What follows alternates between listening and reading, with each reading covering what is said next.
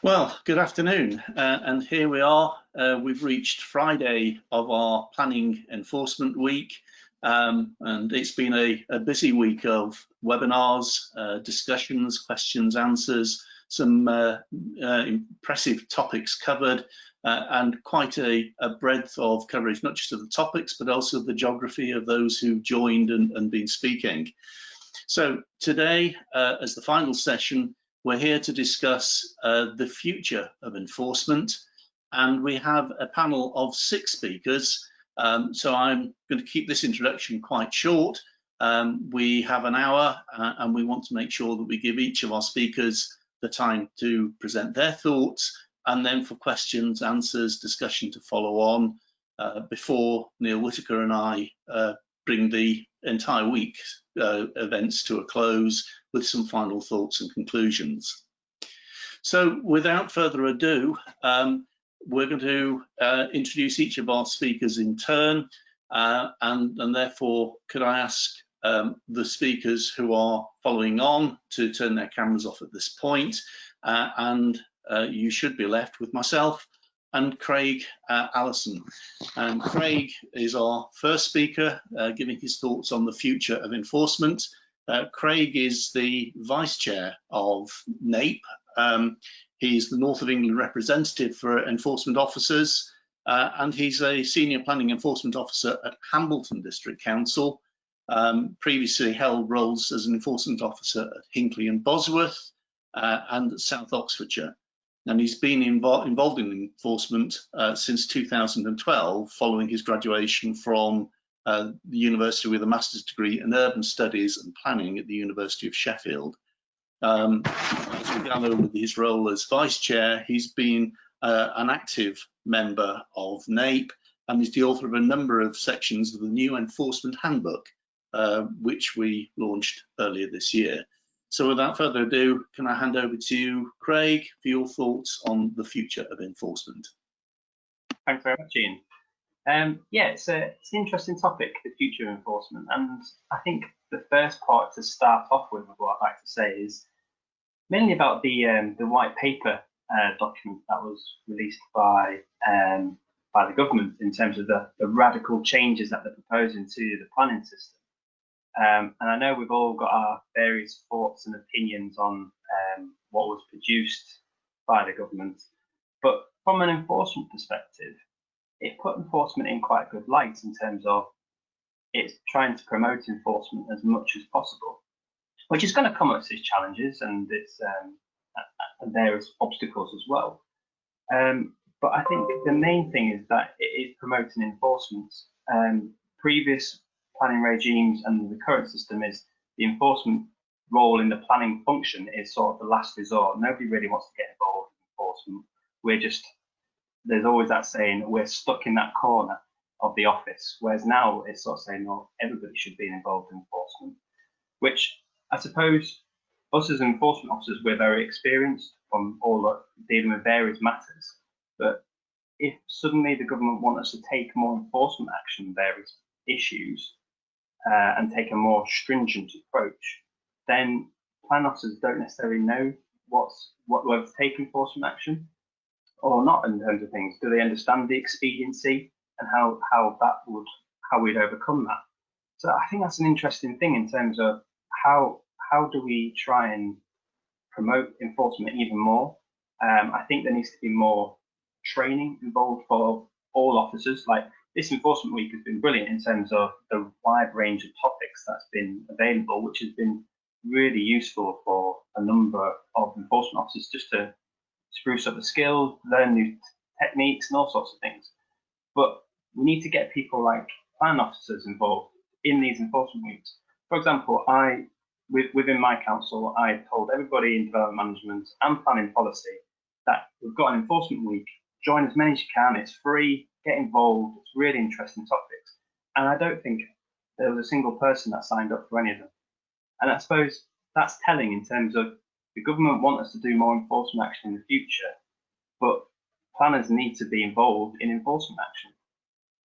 And I think it sort of leads on to in terms of how do we, the white paper also sort of made reference to that.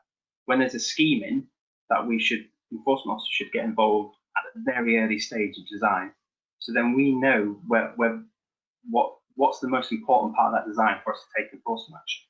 So, for example, if we know that there's a development of so many houses and one of the key aspects of that design or suitable design was the type of bricks or the design of the windows or anything along those lines, then if that's changed during the course of development, then we know as enforcement officers that we need to take enforcement action against that. Whereas in days gone by, we probably wouldn't resolve because we thought, well, it's only a slight change in bricks or materials. Why should we really be bothered about it? Is it really expedient to do so? Whereas now the government's saying we should take more action against these sorts of things. I think that was also highlighted in the Building Better and Building Beautiful Commission as well, where that was highlighted that we should be doing more enforcement action and making sure we improve designs of various things in and around the country. And I think that is a good thing, that we should be promoting high quality design, and enforcement plays a key part in that. But there needs to be more powers, there needs to be more things available and more guidance from government of how we do that and how we can take action in relation to it. I think there was other things that was mentioned in the white paper that was sort of mentioned in terms of like increased fines and things along those lines, more fines at magistrates' courts in relation, because we know that POCA was extremely beneficial in terms of the money that could potentially be generated by a council. But when you go to a magistrate just to find some of the fines are so minimal, it's like, what's the point? So we need to make sure there's bigger fines. So then hopefully that would reduce less enforcement action, more compliance notices. So I think there is a lot of things going forward for enforcement with the white paper and how we can progress it. We still need more guidance and clarity from the government in relation to that. But I think it's put enforcement in a good stead in terms of, there was a joke in our office in terms of when the white paper was released, everybody was like, oh, my job's up for risk now because we don't need planners anymore. But enforcement officers, we're all happy days. We've got as many jobs as we want. Come and join enforcement. But it's trying to encourage planners to join the enforcement team, give them the training, give them the experience. And I think it's sort of pointed now that they should be getting involved in enforcement now, learning those basic skills now.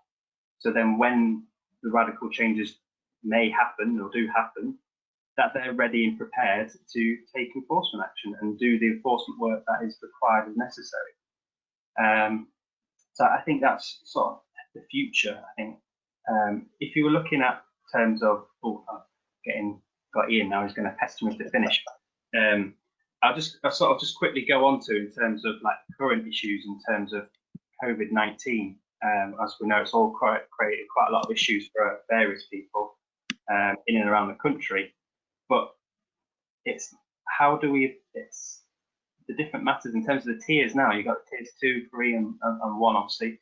But how do we investigate those matters? How do we go into those houses or those meet people to discuss if there's a breach of planning control or not? It's going to be extremely difficult and it's going to be prolonged. Is the 4-year rule going to cause an issue for some people because they can't get in there?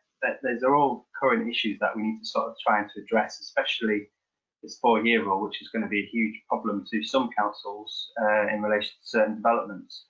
Are we going to see influx of certificates? These are all going to be current challenges that I think that we're going to face. So I'll finish there and I'll let Ian pass on to the next person. Thank you, Craig. Yes, we are tight for time this afternoon, so I think the entire panel is forewarned that I will be jumping in pretty quickly at the end of their 5 minutes. But Craig, thank you for that, and we'll see you again in a few minutes when we get to the discussion session. Our next speaker is Beverly Smyth. Beverly actually followed me at Manchester University in graduating in planning from there. She's been a chartered member of the RTPI since 1994. She worked for 10 years in Uttlesford District Council in Essex, and for 19 years now at Moray Council in Scotland. and she is now the Building Standards and Development Management Manager. She's chaired the Heads of Development Management Subcommittee, or the Heads of Planning Development Management Subcommittee, I should say, for the last 3 years, and has a place on the Heads of Planning Executive Committee. So, Beverly, thank you for joining us this afternoon, and over to you for your thoughts on the future of planning, future of enforcement. Thank you, Ian, for that introduction. A bit like Craig's presentation, what I've done is just put some of the 6 key points that I thought, from my experience after nearly 30 years, how I see enforcement going, and that's with my experience as being an enforcement officer myself for a few years. So, as a manager, the main pressure, always on anyone's mind is resources, and that's always going to be a problem for enforcement, about ensuring that local authorities have enough resources and staff expertise and training and budget pressures. So they sort of go hand in hand, and it's important for me as a team that I share my experience.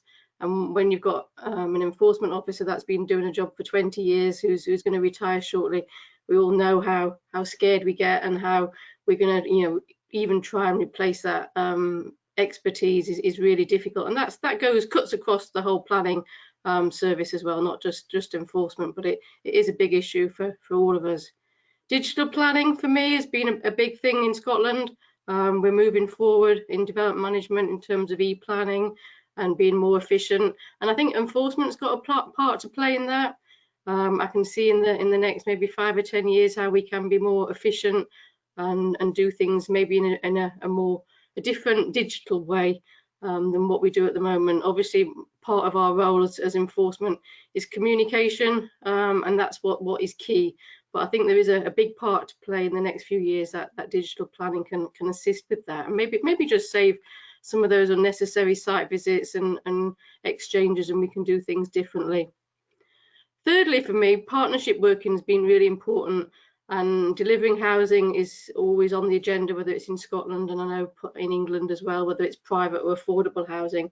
And the last thing anybody wants to do is take any enforcement on ceasing delivery of development on the ground, especially housing. So for me, it's really important to be in charge of enforcement, that we do develop partnership working with housing developers, and that's about getting up front with condition discharging at an early stage so it doesn't hold them up. And then as time goes through the process, we're there to be flexible and to work with their needs. So enforcement has got a big part to play in that, and hopefully that's what will save any unnecessary enforcement action. I think this week with the RTPI moves us probably on to number 4, and that's about promoting positive outcomes. Enforcement can always been seen to be maybe the less resourced part of planning, but at the end of the day, if you grant a major development with high standards of design, which is based on master plans, it means nothing unless what's actually delivered on the ground is delivered in the same way with all the conditions complied with. And I think that's where enforcement and condition monitoring in the future is going to play a much bigger part in those positive outcomes. And I think the RTPI has done a really good job this week in showing how there can be some positive outcomes rather than some of the negative case studies that you often hear. Maybe picking up on Craig's point as well, with COVID and post-COVID, I think we're all probably seeing from an enforcement point of view the pressure that's on businesses and homeowners to deliver and diversify quite quickly. And I think we're going to play a pragmatic part in that, and we're going to have to be flexible as well. And that, I think, is going to be the challenge for the next 18 months.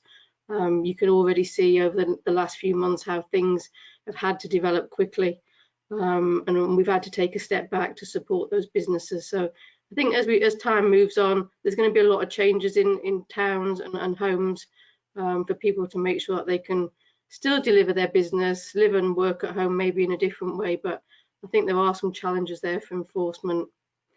And maybe just to close quickly on a final point, I think Ian did mention that I manage building standards as well, which has been a pleasure the last couple of years. And the experience I've gained from seeing how the inspectors on site have got a really good working relationship with the site managers and their compliance plans and how they work. We've got a lot of shared working practices. We go to the same sites. We've got important issues such as sustainability and climate change on the agenda for the next 10 years at least. And I think there are some benefits that enforcement and building standards working together can maybe save us some time and resources, but make things better in terms of avoiding duplication. Thank you. Beverly, thank you very much for that, and thank you incredibly for keeping to the time as well. That's really helpful. Right, our next speaker is Jack Smyth. Jack is a former Legal 500 UK Regional Junior Barrister of the Year. It says in my notes. I do know that Jack has a strong practice in planning and environmental law.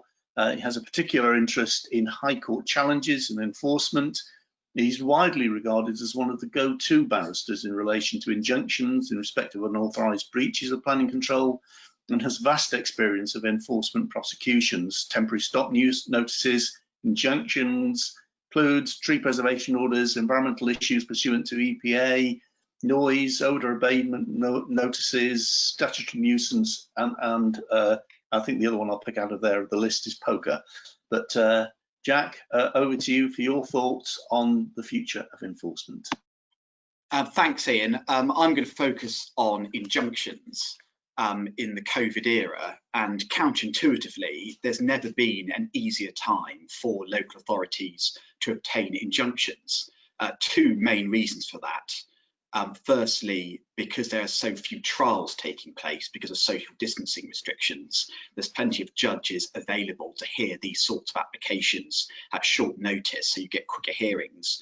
And secondly, the courts have now made it much easier to issue claims online.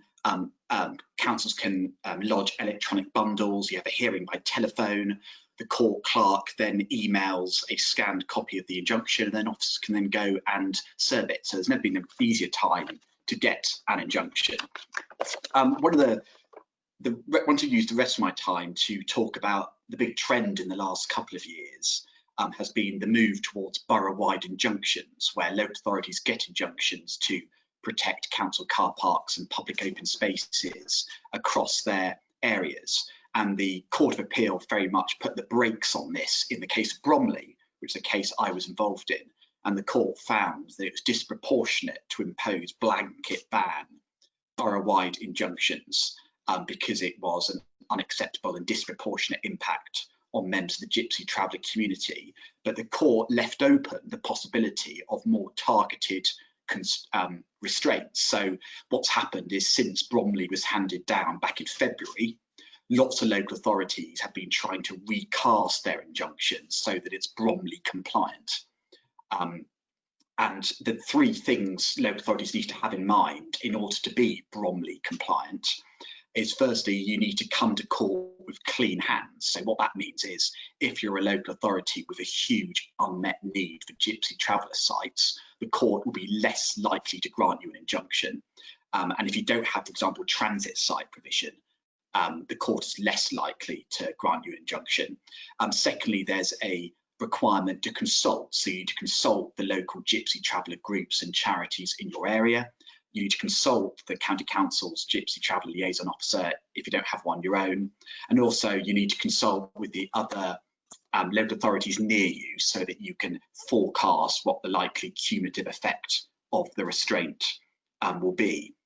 And finally, you need to do a proper equality impact assessment so that you can forecast as best you can what the likely inconvenience and difficulty of the restraint will be. I acted for Canterbury City Council, which is one of the first local authorities to go to court after the Court of Appeal granted handed down judgment in the Bromley case. And so since Canterbury originally had a injunction covering 83 sites, and we went back to court a couple of months ago and got an injunction which covered 35 sites. So what we did is we did a sieve exercise and focused on targeting the most vulnerable sites within the district. So in Canterbury's case, it was ecologically vulnerable public open spaces near nature reserves and that kind of thing. Secondly, high amenity sites. So for example, we had recreational grounds managed by volunteers and used by the local Cub Scouts and football teams, which had high amenity value.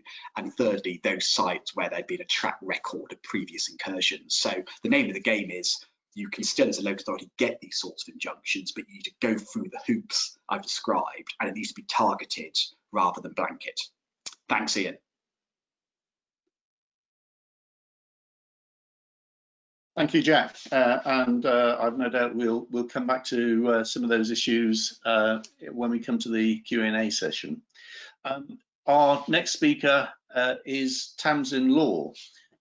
Tamsin has worked for local planning authorities for over 10 years, for Brecon Beacons National Park Authority, for Ceredigion County Council, and now Powys County Council. She currently manages a team of planning officers covering development management and enforcement, and she primarily deals with major and complex applications and related enforcement, such as refurbishment. Sorry, that's my timer going off.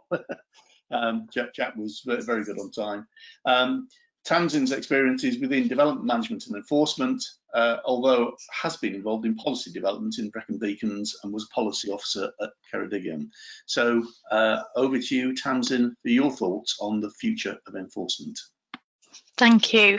Yeah, in Wales, we don't necessarily have the big sweeping changes to the planning processes like are proposed in the white paper in England, but some of the challenges that we found in our council, and this maybe links back to what Craig was saying, is that we don't necessarily have an enforcement team itself. What we have are area officers, and those officers deal with planning applications and enforcement all in that area, so they have that holistic view on what's going on in the area, and they have to have both the sort of planning applications and the enforcement skills.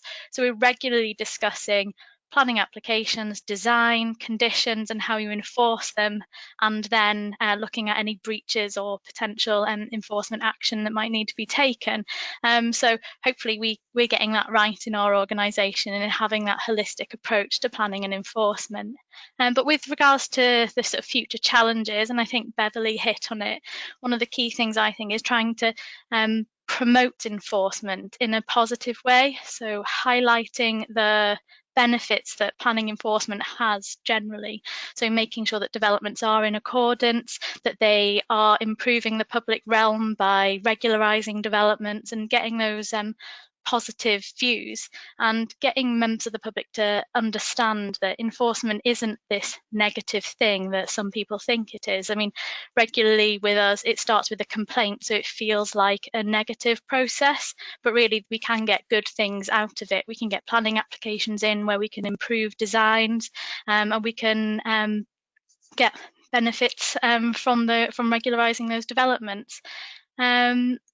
And equally, one of the challenges that we see going forward is that, and potentially this has come from the current pandemic and people sitting at home and seeing things going on, is that people need to, I think, understand and educate themselves about enforcement, that it isn't a ring up the council and somebody will be there and enforce immediately, that there is a process to it, that there is negotiating, getting retrospective applications in, that serving enforcement and prosecuting them, it all takes time, that it isn't going to happen overnight. So getting members of the public as well as other departments and your peers as well to understand what enforcement is and how it happens, and it can all take time, that it's not going to miraculously happen overnight. I think it was one of the key challenges and would really help in sort of highlighting and promoting enforcement in future.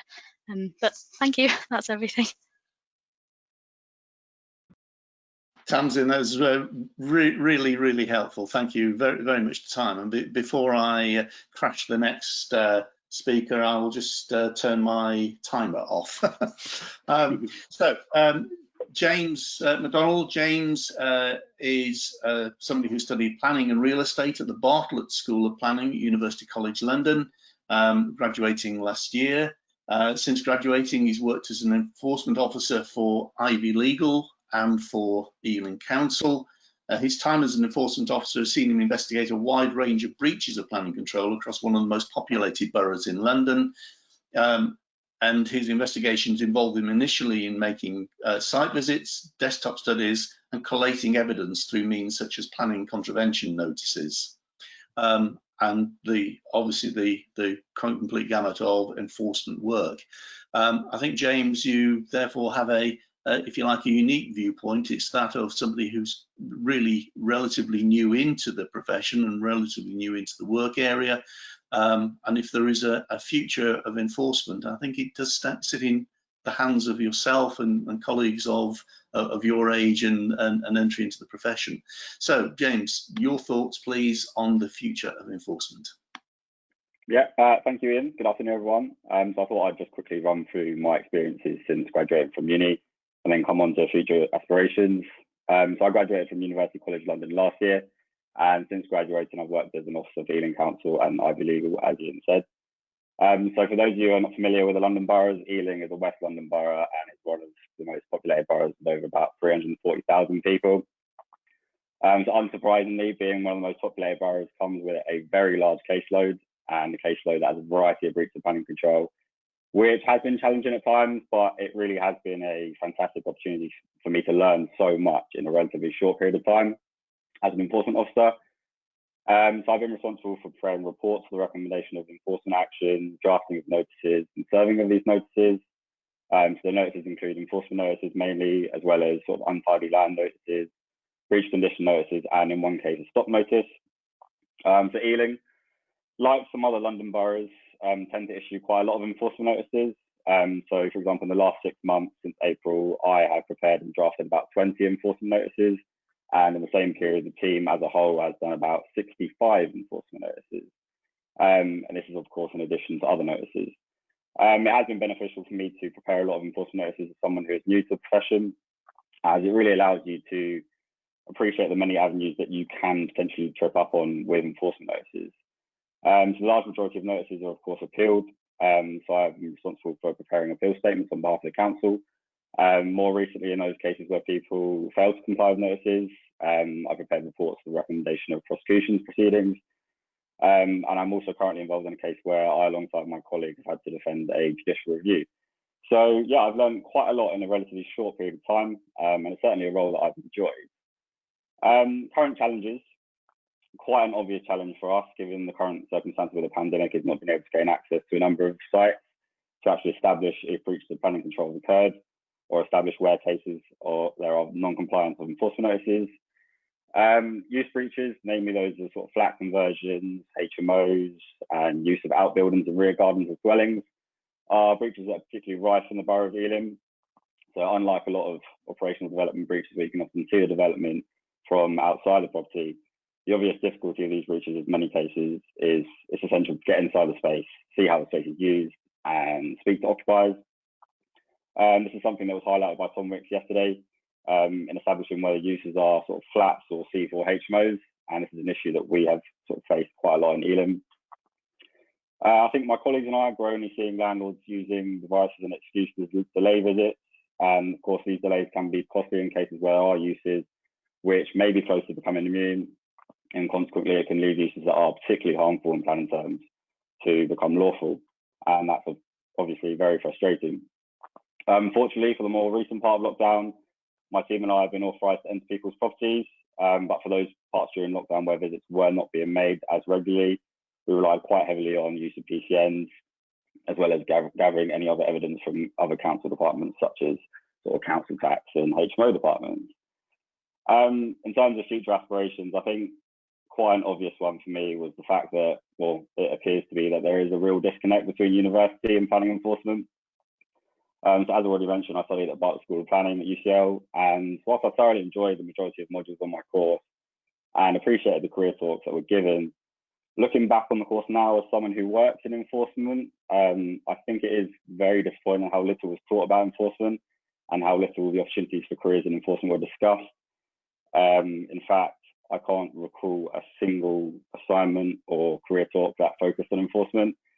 The course seemed to be mainly focused on sort of DM and policy, and this is the case with a lot of my colleagues who have recently graduated. And of course, policy and DM are essential to learn about. However, we all know there are developers who pay no regard to planning policy or no regard to planning permission. And planning enforcement is there in these situations to uphold the integrity of the planning system.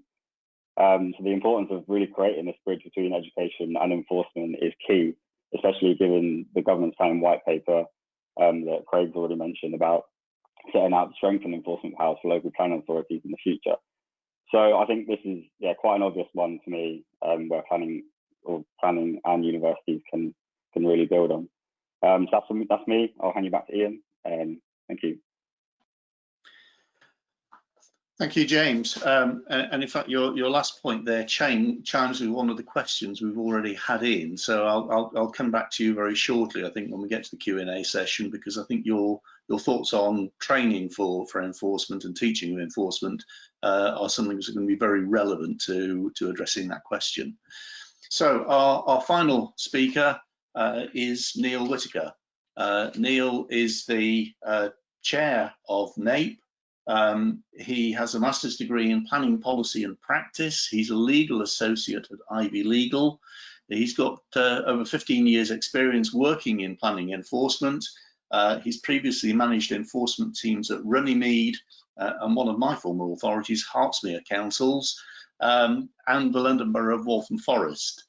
He deals personally with more complex prosecutions and appeals, and he has authoritative knowledge of planning enforcement that benefits landowners, complainants, managers and inspectors alike.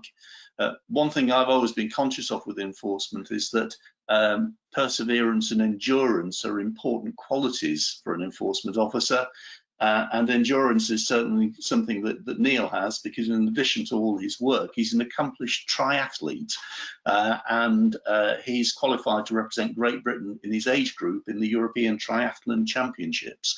So definitely somebody with endurance to bring to the party. Neill, over to you for your thoughts on the future of enforcement. That's great, thank you, Ian. Yes, certainly endurance is something you need when going through the planning enforcement process, as I'm sure we're all aware. I mean, really, much of the speakers before me have kind of covered really everything that I think is quite current at the moment with the issues with planning enforcement and going forward. And certainly what Craig and Beverly talked about was resourcing for enforcement teams. And I think that is going to be quite an important issue going forward. Obviously in England, the white paper is talked about the focus that local authorities are going to need to look at in terms of enforcement going forward, with potentially planning or existing planning officers' time being freed up to concentrate more fully on enforcement. And I think alongside that comes with the issue with training for officers who might not, as the presenter before me have said, that they're not necessarily have been trained or had the experience in dealing with enforcement matters, which at times can be quite complex. And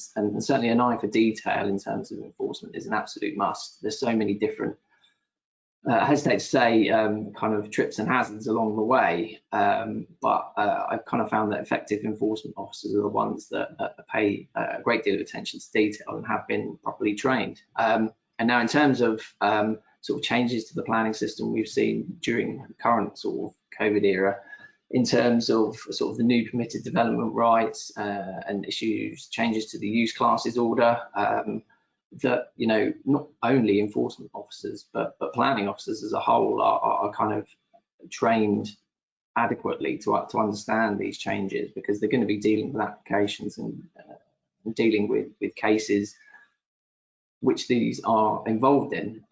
So I think one of the focuses for ensuring that officers are adequately trained is proper resourcing for councils.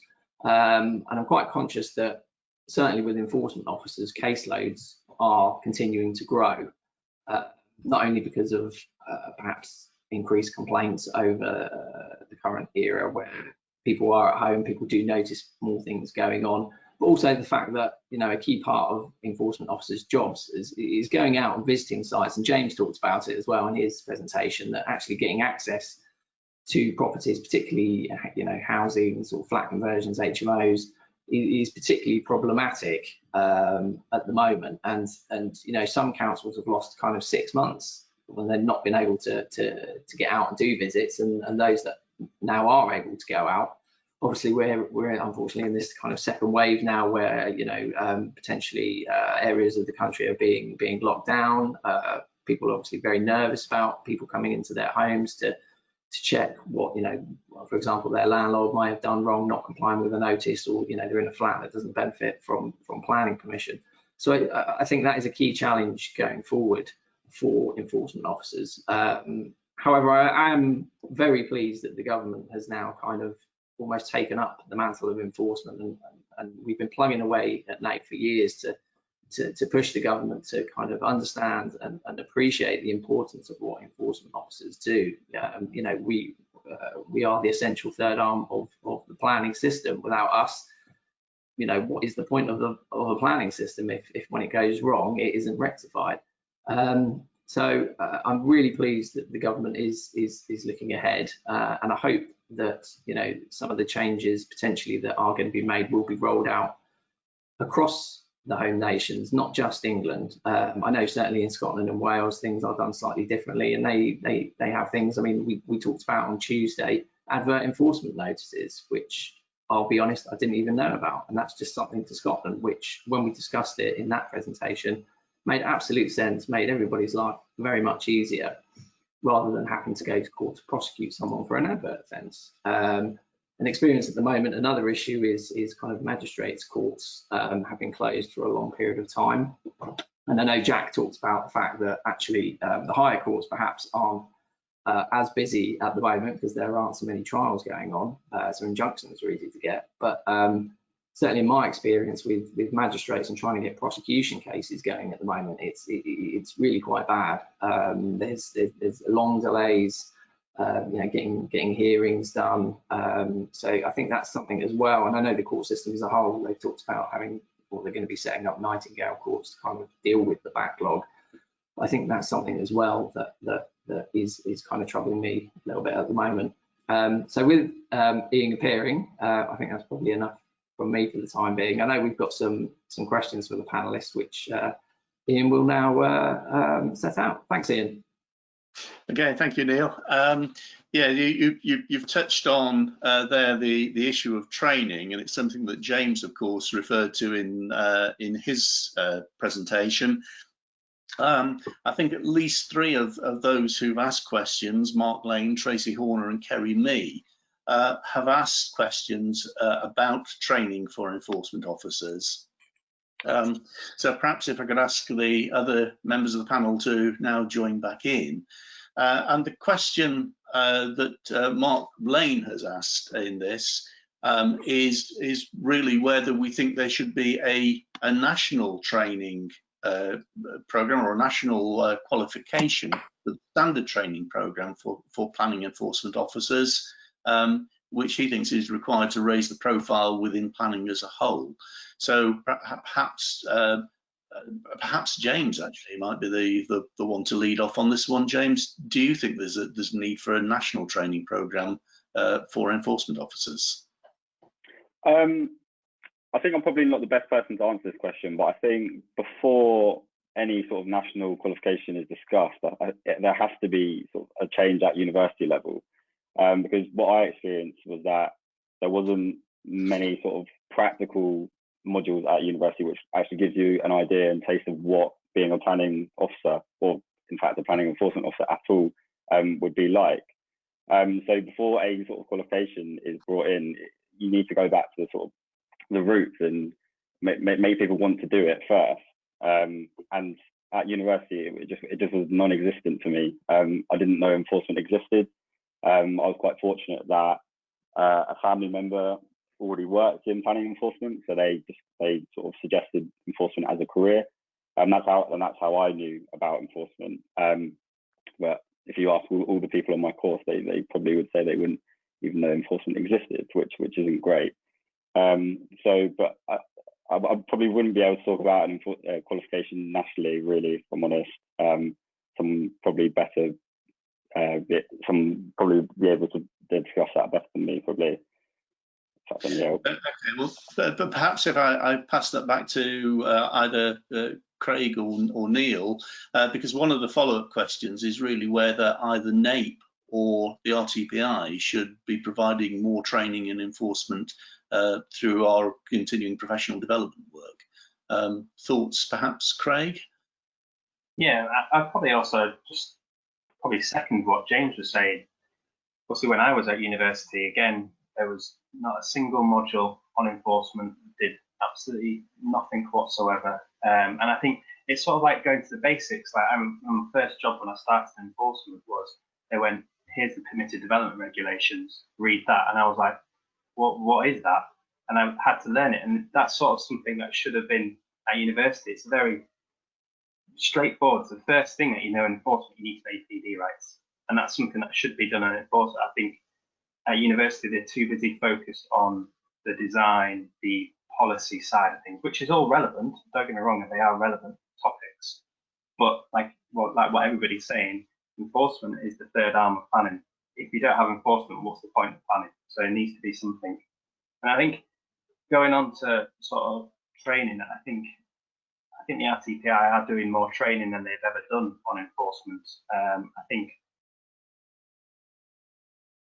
before there was maybe we would only have the enforcement conference once a year sort of thing, which was always very well attended. But I think now the RTPI are taking a real focus on doing enforcement training.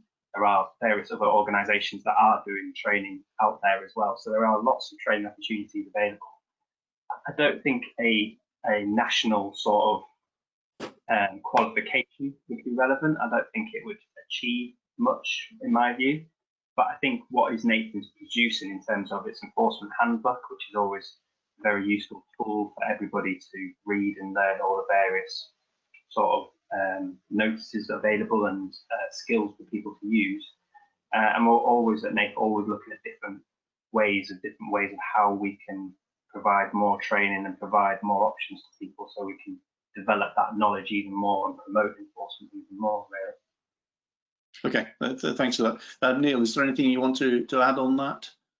Just to touch on kind of what Craig said, certainly at the last NAPE management meeting, we discussed training topics for RTPI courses to put on over the next year, because there is an opportunity to do more on enforcement, and with obviously the virtual platform that we've got, there is the ability to hold more training sessions. So it's certainly the RTPI something they picked up on, and we were kind of inputting into kind of from feedback from our members in terms of what relevant topics they would like to know about.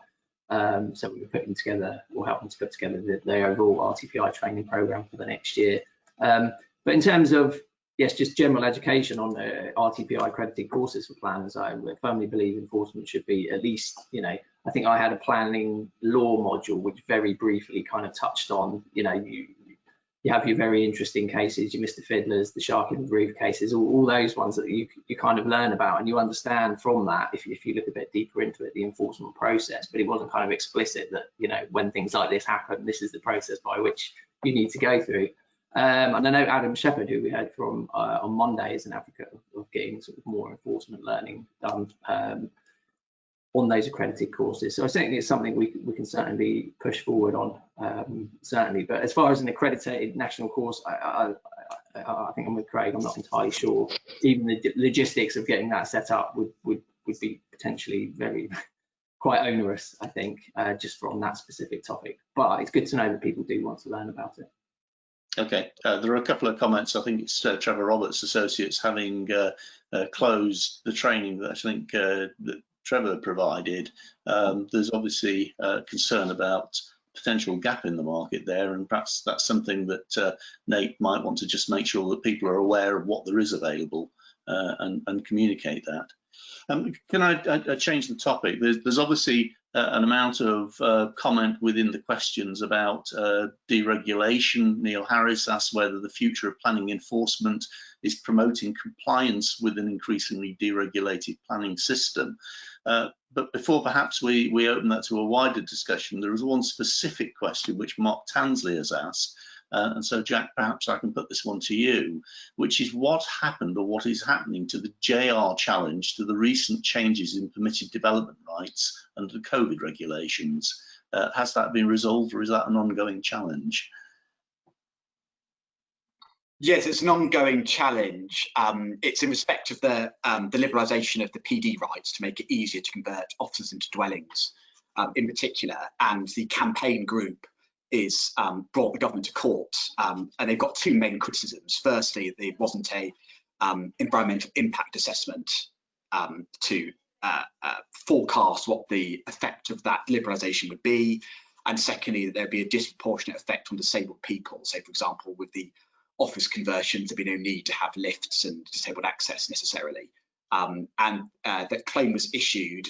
It was listed for a 2-day hearing in mid-October. So the hearing would have happened by the end of last week, and judgment hasn't been handed down. So I'd expect the judgment by, say, the end of November. So watch this space. Yeah, okay, thanks for that. It's quite clearly, I mean, it's not just a matter of planning being or enforcement being about seeking compliance with the deregulated system. I think particularly with the focus on planning and enforcement's role in design, I think the intention that comes through the white paper, it relates back to the Building Better, Building Beautiful Commission that Craig referred to. We're quite clearly going to be facing a situation where there is an expectation that perhaps we are more forceful in enforcing the conditions within planning permissions, so that, you know, where a developer puts a design forward and that design is approved, that we're actually seeking to enforce that design as well. And it seemed to me that that chimes very, very much with what Tamsin was saying. I think what Beverly's been saying about where enforcement sits within councils. Is the future actually one where enforcement, instead of being a separate, if you like, a separate group, separate teams within councils, which I know it is in some cases, whether it actually becomes much more fully at the centre of the development management system? So Beverly, perhaps you might want to give some comment on that in the first instance, and then perhaps Tamsin. Thank you, Ian. I mean, I can share my experience in Moray, and we're quite lucky that, apart from having a planning enforcement officer, a couple of years ago, I did create a post which is a condition compliance officer, and that was really as a result of needing to have somebody dedicated on major applications for looking at all those planning conditions that need to be discharged, and especially a focus on highway safety as well, because that for me is one of the most important types of conditions if you've got visibility displays, to make sure that they're enforced, because obviously highway danger is one of the most important material considerations in my view, and that's where enforcement has got a good role to play. So we've sort of preempted that a little bit. The planning bill in Scotland has got some extra proposals in there which haven't been implemented yet for condition compliance for major applications, in terms of having to put that on public view in terms of a register. So I think over the next 4, 5, 10 years it's going to be a big issue, and it's going to be a resource issue as well, because even just one application for 400 or 500 houses has, you know, got 60 conditions on them. They're phased, and each one possibly got 4 or 5 separate little conditions as well. So in a way it's become a job on its own, and those two people in my team, the enforcement and the condition compliance officer, are part of the development management team. So we work together on that, and you know, any input that's needed from a planning background, we're all there to share and to take that forward. But as I said earlier in my presentation, it is important that it's partnership working with condition compliance. So, you know, there's a lot of developers out there who, if you can get them to do your job for you, you know, that they're great with the spreadsheets, they know how to track their own work, and there's a lot of site operators who can do that, and it makes our job a lot easier, and we don't have to enforce as well, and we get a good result. So that's just partly my experience, and I think that's going to be a growing trend in the future.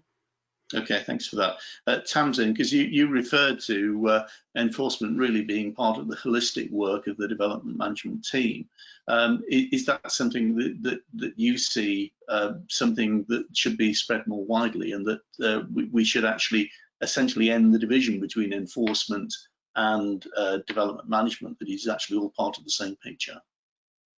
I mean, I think there's definitely an argument for that. I think in our organisation, it came about as initially a matter of resource, but there's positives in it because you have one officer dealing with a smaller area, but they deal with the whole, the whole approach to the application and the enforcement, or the application that comes from the enforcement. So they understand the benefits of that specific brick, for example, and why that's important to that design, or why that design was important. So I think there are benefits with it. Equally, I do sometimes think enforcement, you need that different hat on at times. If you're pushing an 8-week target on planning applications, how important the enforcement process is also important, but you need to be able to balance the two hats there. But I think there's definitely benefit in having in enforcement and planning officers either as one officer, and then having more importance, like everybody else was saying previously, on the education and training of planners, and they cover enforcement and DM as well. I mean, in Wales, there's a real push on placemaking. So whilst we haven't got the changes in the white paper necessarily yet, we've had the Wellbeing of Future Generations Act, which has led to quite a radical change in the layout of planning policy Wales and a push on placemaking. So getting those designs, top notch, and enforcing them is really important. So that holistic approach, I think, is a benefit, and maybe we will see that happening elsewhere at times. Yeah, I mean, I suspect that actually although it's not quite expressed this way, what the planning white paper is driving to in England is something close to the sort of placemaking approach that you already have, I know, through Planning Policy Wales, and the very impressive documents that the Welsh Government produces on that. Can I just, we've got a few minutes left, and Neill and I want to spend just a little bit of time right at the end reflecting on the week that's now passed. But before I do so, I mean, there's just really one issue which it occurs to me that we ought to perhaps give some thought to, which is, in the white paper, and I know the Scottish Government has rather driven towards this as well, there's this emphasis on increased powers, increased action to enforce. How realistic is it, Jack, that the courts are going to have the capacity to deal with much more coming through in the way of planning enforcement?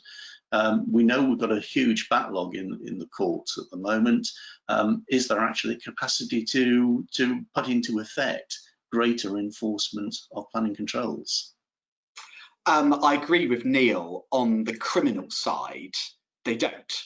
And there's custody time limits. You may have seen in the newspapers that if you're on remand, you can only be kept in prison for up to 6 months, and the government have to expand that to 8 or 9 months. And so the Crown Court and the Magistrates Court will prioritise cases where someone is in custody.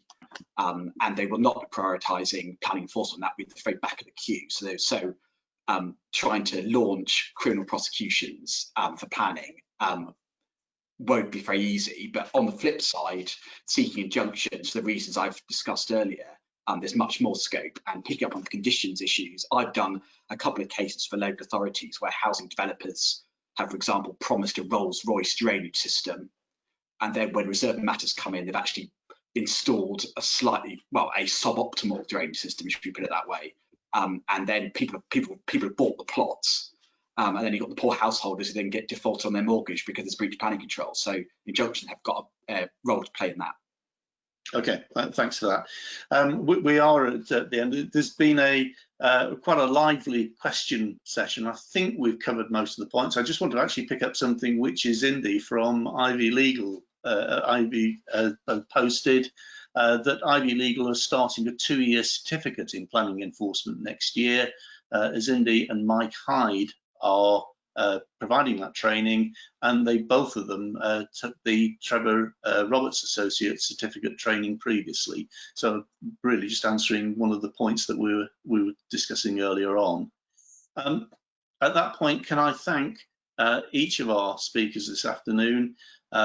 It's been a rapid fire session, I appreciate, but some really useful points raised there. It certainly provoked discussion in the questions that have come in.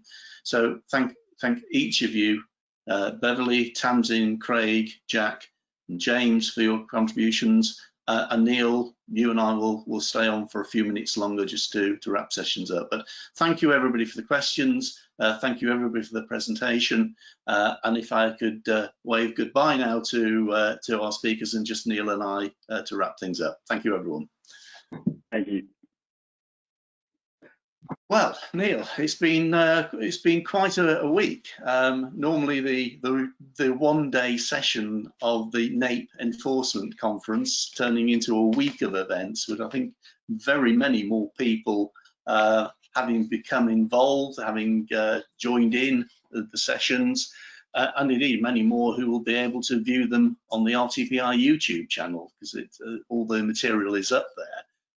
So, you know, from what I've seen of it, it's been an absolutely fantastic week of training, and there are certainly things that we can learn and take away from this week in terms of how we train in the future. Before I hand over to you for your final comments, from my point of view, I think we need to recognise the hard work that's gone on behind the scenes within the RTPI to make this possible, and I want to express my thanks to the team there. In particular, Jenny Devine, but also Rasheen Wilmot, Max Tully, Isabella Crabb, and others who've contributed to making this week possible and to the smooth flowing of it. So, without further ado, can I hand over to you, Neill, as the chair of NAPE, for the last word. How do you think the week's been?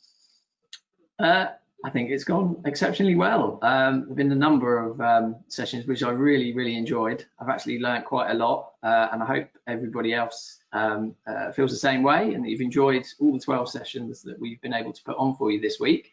It's been fantastic to join up with the Wales Enforcement Conference, which along with ours wasn't able to take place, unfortunately. But it's been very interesting to hear from enforcement colleagues from right across the UK. And I'd like to thank each and every one of the presenters and panelists who have participated. There are too many of you to name individually, but rest assured, we really appreciate you all taking the time to assist with putting on Enforcement Week. I'd also like to thank everybody who signed up to all the sessions and has participated. We've had well over 100 attendees to each session, some nearing 200. I hope you've all found it useful and informative. All of the sessions, as Ian said, have been recorded and will be available on the RTPI YouTube channel, with links also available on the Enforcement Week programme webpage. A big thank you to the chairs of each of the sessions. Obviously, Ian Tant, thank you very much for your continued support. Craig Allison, Janet Askew, Azindi Visagie, Dawn DeVries, Rasheen Wilmot, Scott Stemp, and Andrew Coleman. And finally, a huge thank you, as Ian said, to Jenny Devine and everybody at the RTPI for organising Enforcement Week. They've been in the background each and every session, ensuring everything runs smoothly, which I believe it has this week. And just like to say, the NAPE Management Committee really appreciate the ongoing support of you all at the RTPI. So really, that just leaves me to wish you all well. Thank you for attending. If you're not a member of NAPE, please go over to the RTPI website and have a look at what we do, and do join up if you're able to. And really, I hope to see you all again soon. All right, thank you very much. Goodbye.